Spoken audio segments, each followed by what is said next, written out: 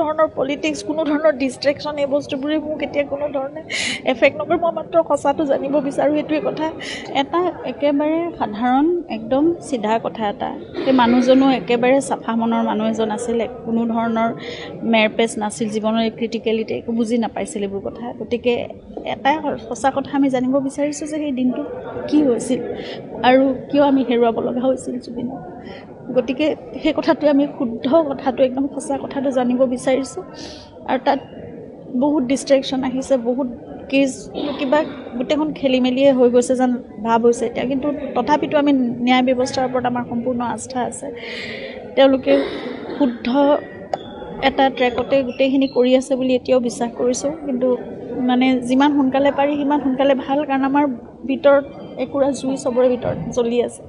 সঁচা কথাটো জানিব পাৰিলে শান্তি পাম, কাৰণ হেৰুৱাটোতো মানুহজন কেতিয়াও ঘূৰি নাহে। এতিয়া মাত্ৰ মই জানিব লাগে কি হৈছে সেইটো কথা।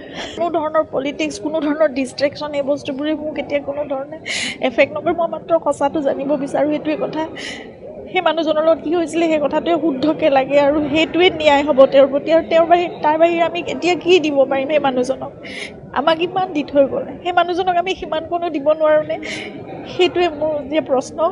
আৰু মোক দিনে ৰাতিয়ে মোক বহুত কষ্ট দি আছে। মই মাত্ৰ জানিব বিচাৰোঁ মানুহজনৰ লগত কি হ'ল। ইমান মৰমেৰে আমি ৰখা মানুহজন, সকলোকে ইমান মৰম দিয়ে মানুহজন, কিয় ইমান নেগলেক্টেড হৈ সেই সময়খিনি সকলোৱে সহযোগ কৰক। সেইটোৱে কৰিব লাগে। কিয় কৰা নাই নাজানো। ইমানখিনি মানৱীয়তাও মানুহৰ ভিতৰত কেনেকৈ নোহোৱা হৈ যাব পাৰে?